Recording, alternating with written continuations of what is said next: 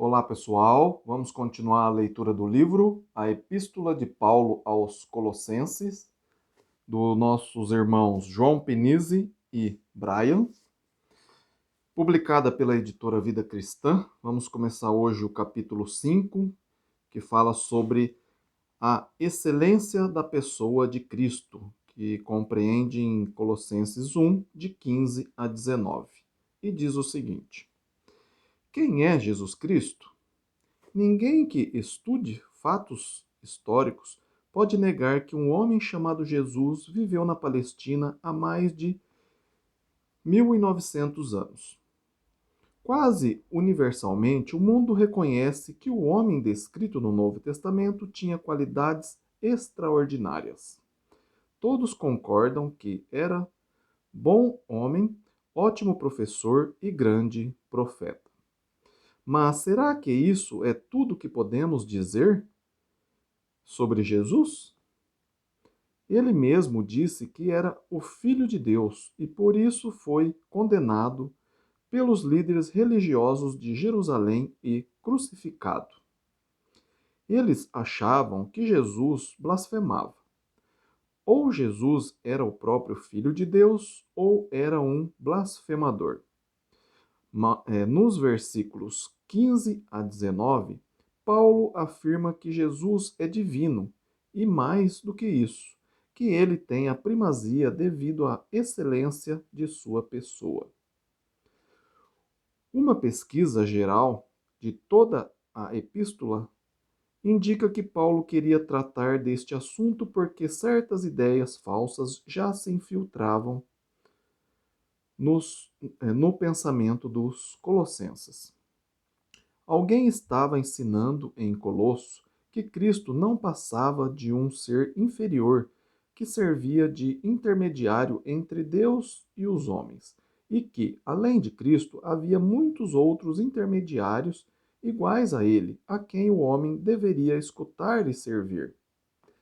Para responder a esses conceitos falsos, Paulo escreve sobre a grandeza e a preeminência de Cristo. Alguns eruditos acham que ele fez uso das palavras de um hino que os cristãos cantavam no primeiro século e que os versículos 15 a 20 repetem as frases do hino. Esta hipótese é bem possível e, se fosse assim, indicaria que o hino cantado ensinava a verdade sobre a natureza de Cristo. Quem é, então, Cristo? O versículo 15 responde, abre aspas, ele é a imagem do Deus invisível, fecha aspas. Deus, o Pai Celestial, é invisível. O homem é capaz de enxergar a natureza divina de Deus. Como o homem pode chegar a algum conhecimento da natureza divina?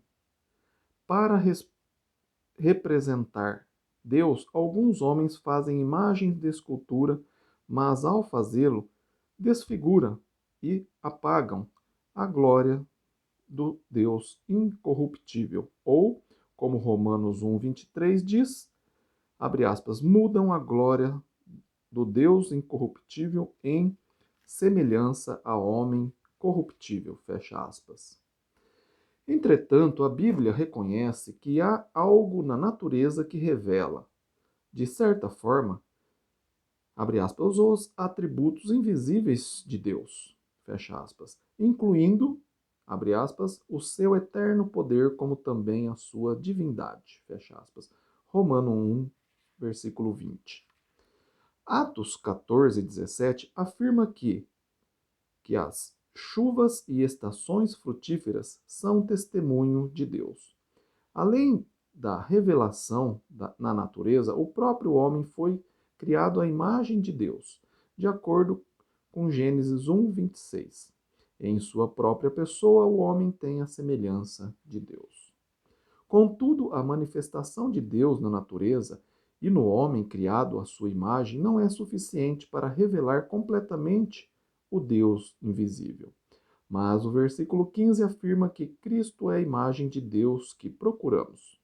Quando olhamos para ele, vemos não um homem, não um anjo, não alguma criatura maior do que o homem e menos do que Deus, mas sim a própria imagem de Deus.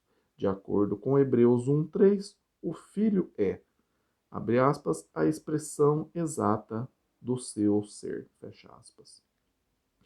No sentido, Nesse sentido, Cristo é a imagem de Deus. Ele revela e manifesta perfeitamente a natureza divina.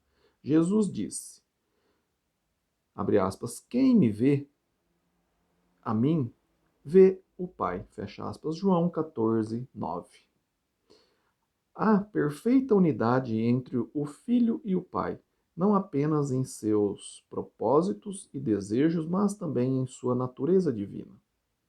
Se quisermos conhecer a natureza de Deus, devemos olhar para Cristo.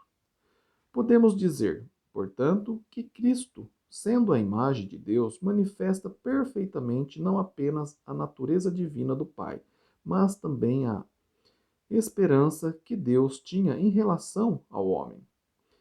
Ele mostra o que Deus espera do ser humano. Em Cristo podemos ver a humanidade criada à imagem de Deus, como Deus queria que fosse. O fim do versículo 15 até o versículo 17 descreve a primazia da pessoa de Cristo com relação à criação do mundo. Paulo salienta o assunto da criação porque, evidentemente, os falsos mestres de Colossos o ensinava de maneira errada. No primeiro século havia uma certa filosofia, mais tarde chamada gnosticismo, que dizia que toda a matéria era essencialmente má. Esses filósofos afirmavam que Deus, sendo bom, não poderia ter criado o mundo material. A criação do mundo tinha de ser obra de seres inferiores ou de certos poderes angélicos e astrológicos. Estes seres eram classificados numa hierarquia e identificados com várias estrelas e planetas que supostamente controlava a vida dos homens. Cristo era considerado apenas um desses seres inferiores pelo fato de haver se tornado matéria. Tal filosofia perverteu, portanto, o conceito exato de Cristo e também a doutrina da criação divina do mundo. Contra essa ideia falsas, Paulo exprimiu a verdade sobre a relação entre Cristo e a criação. No versículo 15, lemos que Cristo é, abre aspas, o primogênito de toda a criação, fecha aspas. A palavra primogênito significa, em nossa língua, aquele que nasce antes dos outros. Se não estudássemos o uso dessa palavra nas Sagradas Escrituras e se não considerássemos o contexto do versículo, poderíamos chegar à conclusão de que Cristo faz parte da criação, sendo apenas a primeira criatura criada por Deus. Quem nega a Trindade normalmente toma essa posição. A palavra primogênito é usada muitas vezes na Bíblia para significar o nascimento do primeiro filho, e o significado está ligado ao tempo ou à ordem das coisas. Mas, mas nem sempre a palavra tem esse significado. Em certas passagens, o significado temporal simplesmente não serve. E nesse caso, primogênito quer dizer apenas alguém honrado e privilegiado. Por exemplo, em Êxodo 4:22, Deus diz, abre aspas, Israel é meu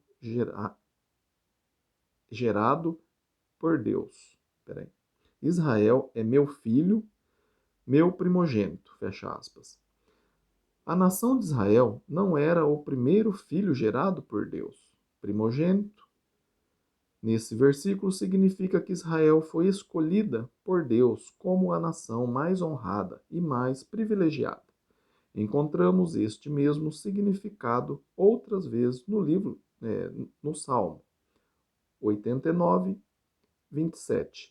Com esta certeza, primogênito não diz respeito ao tempo, mas à fase, o mais elevado entre os reis da terra, que declara a grande honra que Deus lhe concederá. Uma passagem no Novo Testamento indica que, às vezes, a palavra primogênito significa não apenas a ideia de tempo em que alguém nasceu ou veio a existir, mas a posição exaltada com a qual alguém é honrado. Hebreus 12, 23 fala sobre a, entre aspas, igreja dos primogênitos arrolados nos céus, fecha aspas. Esta passagem nada diz sobre cronologia, mas muito sobre os privilégios concedidos aos membros da Igreja de Cristo. Todos são primogênitos, são honrados de Deus e seus nomes são arrolados nos céus. Portanto, o que o versículo 15 diz é que Cristo, em comparação a toda a criação, tem a posição, a honra, o domínio de primogênito. Ele exerce toda a criatura em todas as ele excede todas as criaturas em todas as relações. No versículo 16, Paulo continua a descrever a primazia da pessoa de Cristo com relação à criação. Tudo foi criado em Cristo ou por meio dele. Esta mesma doutrina se encontra em João 1, 3 e Hebreus 1, 2.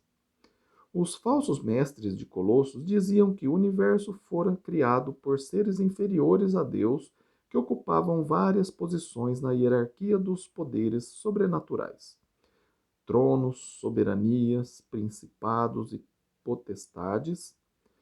Porém, Paulo declara que Cristo não está perdido no meio de uma confusão celestial como esta. Pelo contrário, ele é o Criador de tudo o que se acha em todo o universo. Cristo ocupa o lugar da primazia sobre a criação, porque no meio dele tudo, por meio dele tudo foi criado. O versículo 16 salienta a palavra tudo. Tudo onde quer que esteja foi criado em Cristo, nos céus e sobre a terra. Cada pedra e árvore, cada planeta e estrela. Além disso, tudo foi criado por Cristo, quer seja coisas visíveis, quer invisíveis, quer seja o universo visível e material, quer o mundo invisível dos anjos e dos seres celestiais. Em vez de ser apenas um ser inferior ou um anjo perdido em meio a uma grande hierarquia celestial, como os falsos mestres ensinavam, Cristo é o Criador de tudo o que se acha no mundo material ou espiritual. Devemos dar-lhe honra, glória e submissão, porque, nesse sentido, ele é o primogênito de toda a criação. Vamos parar por aqui para o vídeo não ficar muito grande, depois a gente continua esse capítulo 5, tá bem? Se você está gostando da leitura desse livro, a carta de Paulo aos Colossenses, compartilhe esse vídeo com mais pessoas para que possa entender melhor sobre esse contexto que a gente está aprendendo aqui juntos, tá bem? Se você quer um estudo pessoal, tem alguma dúvida sobre a Bíblia, meu e-mail está aí na descrição do vídeo, é ronaldozm@gmail.com. Terei o maior prazer de sentar com você e estudar a Bíblia juntos, tá bem? E se você mora longe, a gente pode fazer isso também pelo celular, tá bom?